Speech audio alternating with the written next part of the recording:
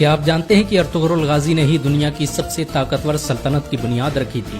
اس نے اپنے 2000 ساتھیوں کی مدد سے ایک ایسی حکومت قائم کی جو 700 سالوں تک پوری دنیا پر راج کرتی رہی۔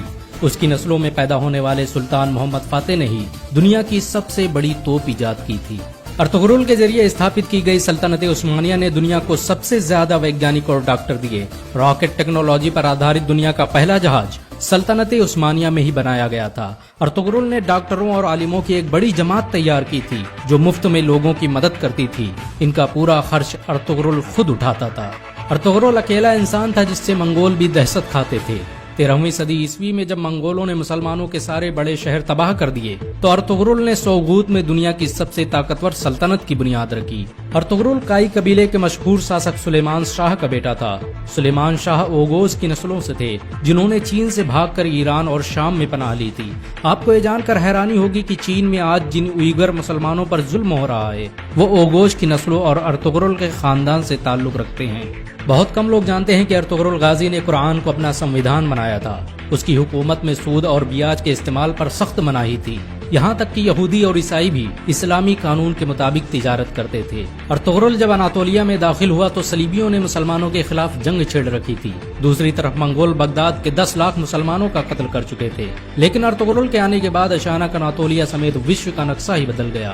ارطغرل کی شجاعت اور ہمت سے دشمن بھی کانپتے تھے۔ اس نے اپنے چند ساتھیوں کی مدد سے چنگیز خان کی فوجوں کو گھٹنے ٹیکنے پر مجبور کر دیا۔ صلیبیوں اور منگولوں کے خلاف ارطغرل کے جذبے کو دیکھتے ہوئے سلجوقی سلطان علاؤالدین کیقوباد نے اسے انکارا کی زمینوں کا مالک بنا دیا۔ ارطغرل قرآن کے بنائے اصولوں کے مطابق حکومت کرتا تھا۔ اس کی نظر میں سب برابر تھے، یہی وجہ ہے کہ اس سے پربھاوت ہو کر بہت سے لوگ مسلمان بن گئے۔ چنگیز خان کے سپہ سالار اور صلیبی کمانڈروں نے بھی ارطغرل کے ہاتھوں اسلام قبول کر لیا۔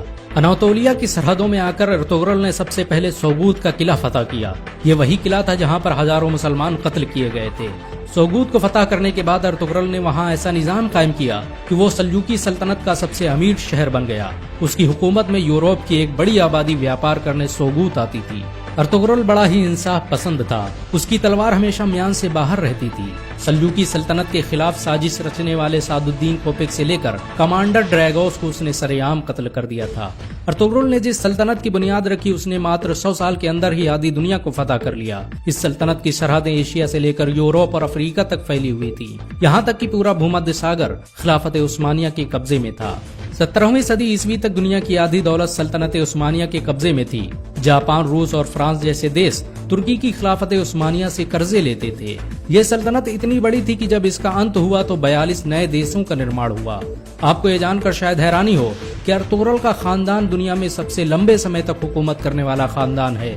اس کے خاندان کے 36 لوگوں نے 700 سالوں تک حکومت کی۔ ارطغرل کے بعد خلافت عثمانیہ نے 500 سے ادھک جنگیں لڑی جن میں زیادہ تر فتح حاصل ہوئی۔ ارطغرل چٹانوں کی طرح سخت تھا۔ وہ جب اناطولیہ آ رہا تھا تبھی راستے میں اس کے پتا سلیمان شاہ کی ڈوبنے سے موت ہو گئی اور اس کے بھائیوں نے اناطولیہ جانے سے انکار کر دیا، لیکن ارطغرل اکیلے ہی اناطولیہ آیا اور صلیبیوں پر قہر بن کر ٹوٹ پڑا۔ منگولوں نے ارطغرل کو مارنے کی ہزاروں کوششیں کی لیکن وہ کبھی کامیاب نہیں ہو سکے، یہاں تک کہ انہوں نے اپنے دشمنوں سے بھی ہاتھ ملا لیا۔ بہت کم لوگ جانتے ہیں کہ صلیبی مسجد اقصی اور مسجد الحرام کو شہید کرنا چاہتے تھے، لیکن ارطغرل نے مسلمانوں کو متحد کر کے ان کے منصوبوں کو خاک میں ملا دیا۔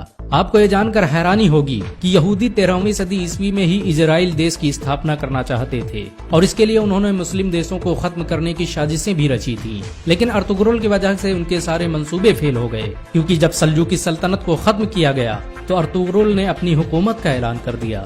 1923 میں جب ترکی کی خلافت عثمانیہ کا انت ہوا تو دستاویزوں سے پتہ چلا کہ خلافت عثمانیہ کو ختم کرنے کے لیے کئی 100 سالوں سے سازشیں کی جا رہی تھی، یہاں تک کہ بہت سے یہودی مسلمانوں کے بھیس میں مسجدوں میں امامت کرتے تھے تاکہ مسلمانوں کے دلوں سے خلافت کی اہمیت نکالی جا سکے۔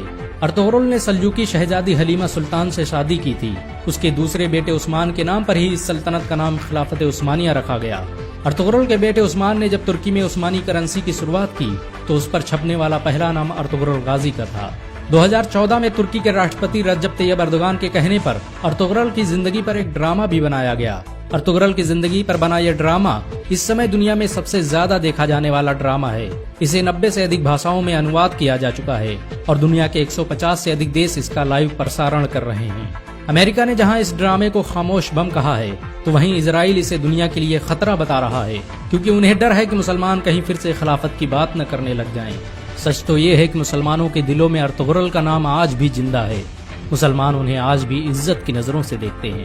اگر ایک مسلمان ہونے کے ناطے آپ کو گرو محسوس ہوا ہو تو اس ویڈیو کو لائک اور شیئر ضرور کریں۔